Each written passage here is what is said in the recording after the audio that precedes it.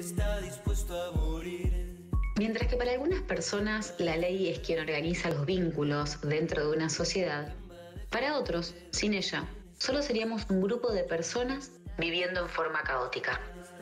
Entonces, ¿seríamos los mismos sin la ley que nos contiene? ¿Por qué buscamos todo el tiempo transgredirla? ¿Necesitamos que nos digan qué hacer, cómo hacer y cuándo? Para responder a estas preguntas y a tantas otras, llega Buffet de 15. Buffet de 15. Un espacio a cargo del estudio Alfredo Bernabei Abogados. La pregunta es, ¿quién va a defenderte de mí? 13:07 del mediodía y ya estamos en un nuevo Buffet de 15. Esta vez con el doctor, ahora sí le podemos decir más firmemente, Santiago Sarkis. ¿Cómo andás, Santi? Hola, ¿qué tal? ¿Qué tal, Marce? Buen Sí, día, ¿cómo les va? Sí, digamos, muy bien por digamos que acá. sí. Ayer juró eh, usted, ¿verdad? Tal cual, por Bueno, suerte. felicitaciones entonces, Santi. Bueno, muchísimas gracias. Bueno, ahí te veo, ahí te estamos viendo, junto con Nacho. ¿Estamos? Sí, ahí estamos, con este nuevo Buffet de 15. Ahí Nacho nos está escuchando. Sí, Sí, sí. Yo sí, ahí está. ¿ustedes me escuchan? Ahí está, Sí, sí, perfecto, perfecto. perfecto. ¿Con qué nos vamos a encontrar en este Buffet de 15 a cargo del estudio de Alfredo Bernabei Abogados? Bueno, hoy vamos a estar hablando del caso E, El caso de... porque vamos a hablar de las estafas y más específicamente de las estafas online y telefónicas que durante la pandemia ha crecido demasiado este tipo de estafas. Eh, de hecho, que en nuestra ciudad se están registrando una denuncia cada 2 días de este tipo. Es por eso que, como lo habrán podido advertir ustedes por ahí, parte de la audiencia, desde el municipio se está haciendo una gran campaña publicitaria para que las personas no faciliten datos personales a desconocidos, ya sea de tarjetas de crédito, débito, de cuentas bancarias. Así que bueno, esperemos que tengan un buen resultado en la práctica esta publicidad y que llegue a la gente. Bien, Santi, ¿y cuáles son las estafas estas a las que te referís? ¿Cuáles son las que están de moda? Bien, ¿A qué te hay referís dos modalidades concretamente? que se utilizan para este tipo de estafas. La primera se llama phishing, es un término informático que designa a un conjunto de técnicas que tienden a ganarse la confianza de la víctima mediante la manipulación y el engaño y a llevar a hacer, mediante la manipulación, precisamente llevar a hacer a estas personas acciones que no deberían hacer, Ujú. como por ejemplo revelar datos personales o hacer clic en determinados links que no desea. Y la otra forma que hay se llama farming, que es una maniobra un poco más sofisticada, en la que se tiende a redireccionar el tráfico web a sitios falsos. Se encausa mediante la manipulación de las direcciones ¿cómo se llama? Del nombre del sistema de dominio. Bien. DNS se abrevia en inglés. Y esto lo que hace es, se cliquea en un enlace o en un correo vacío, se instala un programa en el navegador del usuario y se lo redirecciona hacia sitios falsos. Ujú. Estas son las dos modalidades que se han utilizado siempre para realizar este tipo de estafas. Son las dos modalidades más conocidas que existen. Bien. ¿Y apuntan a algún tipo de público en particular o...? ¿O es en general? Y bien, vamos a centrarnos en la modalidad que se está utilizando hoy en día, que sí por ahí eh, tiende a llegar a lo que se están llevando adelante de una manera donde es una especie de phishing, este que acabamos de mencionar recién, la primera Ajá. de las dos modalidades, donde los estafadores tienden a ganarse la confianza de la víctima mediante la manipulación y el engaño y a que éstas terminen otorgándoles los datos de las cuentas bancarias. Ujú. Generalmente apuntan a bancos estatales y bueno, a personas que perciben su sueldo en estos bancos o su jubilación. Esos son los que terminan siendo los damnificados. Y la modalidad que se está utilizando, por ahí la vamos a hacer mediante un ejemplo para que se entienda bien, A ver. donde llama a una persona, vamos a suponer que soy yo, que Ujú. llamo y me hago pasar por una autoridad de una repartición estatal, como podría ser el ANSES, Marce. Bien. Y te prometo un beneficio que sé que vos lo pediste y que no te lo han otorgado, como por ejemplo el IFE, que es Ujú. un beneficio que está otorgando el Estado ahora durante la pandemia. Pero para otorgártelo, te solicito que vos tengas una cuenta en algunos de estos bancos, Ajá. que generalmente vos no tenés. O sea, la persona que se apunta no tiene. Entonces, ¿qué hace esta persona? Busca un amigo o un familiar que disponga de una cuenta en estos bancos, que podría ser Nacho en este caso. Vamos a suponer que Bien. Nacho, y que recibe su jubilación. Nacho, te vamos a poner unos años. Y está recibiendo No su tanto. jubilación en alguno de estos bancos. Nacho ingenuamente, que es tu amigo, vamos a suponer, te facilita los datos de esa cuenta y yo, que soy el estafador, voy a actuar como una especie de guía para irte solicitando los datos necesarios para operar desde esa cuenta. Bien, Bien. una vez que yo logro que entre vos y Nacho me pasen todos estos datos que necesito, en vez de depositar el beneficio que te prometí como autoridad del ANSES, lo que voy a hacer es sacarle la plata a Nacho desde la cuenta que tenía y a su vez solicitarle un crédito de los que se llaman créditos preaprobados que otorgan estas entidades. Entonces Nacho, no solo que se va a quedar sin la plata que tiene en su cuenta, sino que además, porque es lo que sucede, estas entidades entidades bancarias, le empiezan a cobrar Claro. las cuotas de este crédito a Nacho. Ya voy a tener un pasivo, además de que me quedé sin mi pensión, sin mi jubilación, voy a tener un pasivo con la entidad bancaria. Y en ese caso, Santi, ahí yo no puedo, una vez que me doy cuenta que no me entró la guita y que ahora tengo un crédito que yo no pedí, no puedo Sí, de alguna forma accionar y que esa entidad bancaria deje de cobrarme cuotas de algo que nunca me llegó. mirá, a ver, estas entidades bancarias deberían tener responsabilidad, que es lo que vamos a ver en el transcurso de esta nota. Después, eh, que te hagan lugar al reclamo que vos le haces, lamentablemente, por sí mismas no.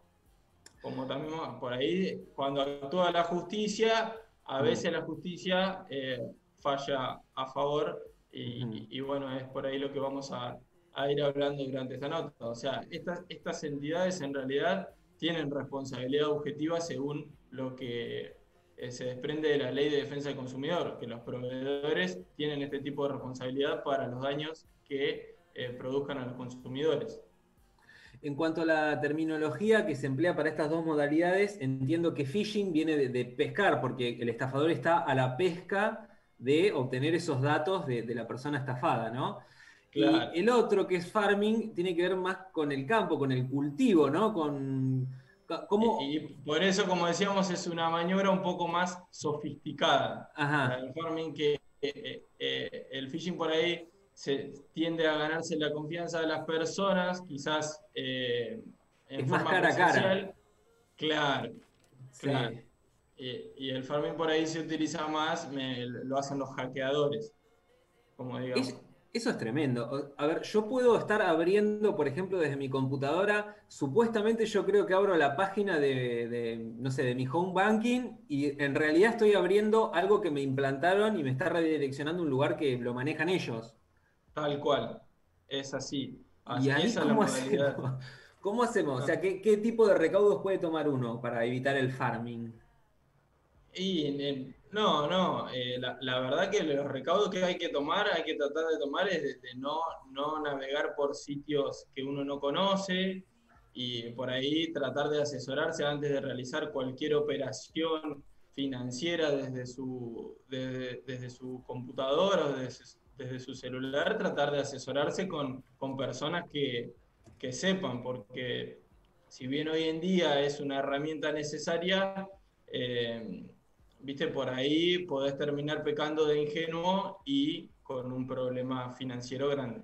Mm, sí, Bien, sí, sí. Santi, nombrabas junto con Nacho la responsabilidad de las entidades que nos ibas a Sí, comentar. Comentámonos sí, a ver un bueno, poquito. claro, es como decía, es lo que se desprende de la ley de defensa del consumidor, que en estos casos, o sea, los proveedores tienen responsabilidad objetiva. Es decir, que no se debe probar ni el dolo ni la culpa del proveedor, sino que lo que se debe probar es que el daño se produjo. Y con eso ya serían responsables. Ajá. En este caso, en estos casos que venimos analizando, de los créditos preaprobados y que se está utilizando en la actualidad, los bancos mismos son los que generan este tipo de riesgos, ya sea por todas las operaciones que durante la pandemia se empezaron a realizar de forma virtual y anteriormente se realizaban personalmente. Y yendo al caso particular de estos créditos preaprobados son créditos que el banco mismo les informa a los clientes que lo disponen para luego de realizar una especie de filtros, digamos, entre sus clientes. El banco mismo le informa al cliente que lo dispone y que lo puede solicitar en el momento que lo requiera. A diferencia de otros instrumentos financieros donde es el cliente quien lo solicita. Bien. Entonces, si el banco genera este tipo de riesgo para beneficio propio, porque el banco obviamente cobra intereses por los beneficios, por los créditos que otorga, Ujú. y los bancos tendrían que establecer un control mucho más eficiente del que establecen, porque a su vez saben muy bien de este tipo de estafas que se está realizando en la actualidad. No están ajenos, porque también les llegan las denuncias al banco. Entonces, mínimamente cuando se dan estas circunstancias, el banco debería dejar de cobrar las cuotas y poseer herramientas un poco más sofisticadas, informáticamente hablando, para poder seguir el destino Santi, de dónde van. recién mencionabas que la MUNI tomó nota de este caso que vos estás diciendo que acá en Bahía una cada 2 días se está denunciando, ¿no? Sí, sí, Y sí. estableció una campaña de concientización que nosotros estamos escuchando en la radio bastante seguido. Ahora, por otro lado, por otra dependencia de la municipalidad, la UMIC, ¿está tomando estos casos? ¿Está, digamos, pudiendo hacer frente a esto? ¿O uno ante este problema tiene que agarrar la agendita y buscar a su abogado y ver cómo lo soluciona legalmente? Porque como vos decís, No, por lo general estas entidades, cuando uno hace un reclamo telefónico, lo que sea, dicen, bueno, mucho no puedo hacer, hasta que uno va y ve claro, a un abogado. claro, sí. La OMIC hoy en día, por lo que sé, no está recibiendo muchas denuncias de este tipo. Estas denuncias directamente se realizan en las fiscalías necesarias, porque son por ahí denuncias penales. Ujú. Y bueno, es importante, ya que me das el pie, Nacho, voy a hablar un poco del papel que tomó la justicia en nuestra ciudad y de por qué la importancia de realizar la denuncia penal.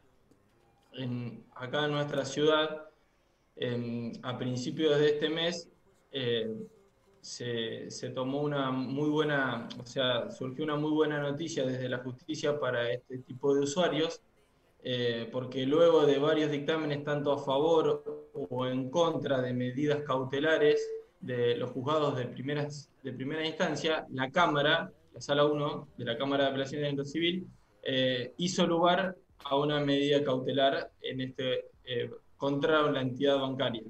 El caso particular, en el caso este particular, el juez de primera instancia había rechazado la medida cautelar por que le había impuesto una víctima a la cual se le había otorgado uno de estos créditos preaprobados por más de 500.000 pesos sin su consentimiento y sin que ella inclusive pase ningún tipo de datos a los estafadores.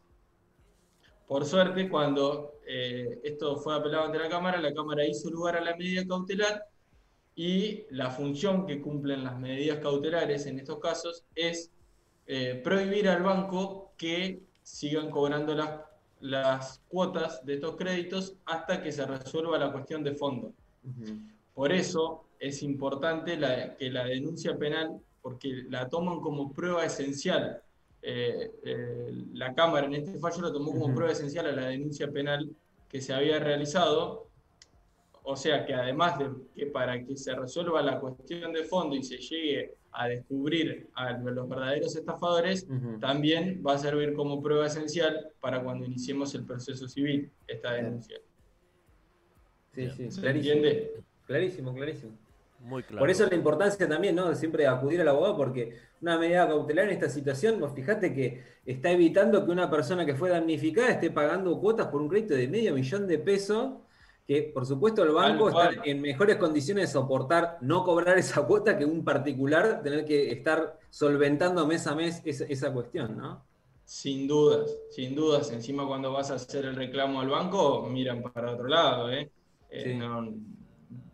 No toman ninguna carta en el asunto y te dicen, bueno, la verdad que nosotros no tenemos nada que ver en esto y miran para otro lado, lamentablemente. ¿La conocías, Marce, la del phishing? No la conocía, no la conocía. Es un poco, es el cuento del tío, pero medio virtual, ¿no? Medio virtual, Claro. sí. Para mí es medio, va por ahí, por ese lado. Sí, sí, Tal cual, va sí. por ese Antes se lado. le decía el cuento del tío. El cuento del tío. Es era. el cuento del tío electrónico. Algo así. Santi, antes de cerrar este buffet de 15 y que nos des tu conclusión, dos consejos. ¿Qué dos consejos darías justamente como conclusión a la Bueno, gente? un poco lo que le decía a Nacho recién, que cuando las personas que sufran este tipo de delitos vean a un especialista en estos temas y que realicen la denuncia penal, porque va a ser muy importante luego para que los jueces hagan lugar a las cautelares y dejen de tener que hacerse cargo de pagar por ahí cuotas que no tenían y no habían previsto de ninguna manera para su economía mensual. Bien, entonces, a estar muy atentos con este tipo de estafas, que también tengo entendido las están haciendo con el plan Procrear. Sí, O sea, no, sí, en el no plan solo Procrear con, también sí. están, como nosotros en el ejemplo hablamos del IFE, pero cualquier beneficio, hay que tener mucho cuidado y hacer mucho hincapié en buscar la veracidad de quién es la persona que está ofreciendo este beneficio y si realmente es un empleado estatal de la repartición determinada, porque si no podemos pecar de ingenuos y meternos en un problema grande. Otro de estos ejemplos es el Procrear, como vos decís, Marcia. Bueno, Que están otorgándolos páginas que no tienen nada que ver con el Estado. tal cual. A estar muy atentos, entonces. Santi, te agradecemos como siempre y te volvemos a felicitar Muy bien. por tu jura y por que te matriculaste, ¿verdad? Bueno, muchísimas gracias a los dos y bueno, esperemos que haya quedado claro el caso que vinimos a plantear hoy. Un saludo para los dos y nos estamos viendo personalmente pronto, ojalá. Ojalá sea así. Ojalá. Le mandamos un saludo también al doctor Alfredo Bernabei y a todos los integrantes de Alfredo Bernabei Abogados. Seguimos con más Decime la Verdad.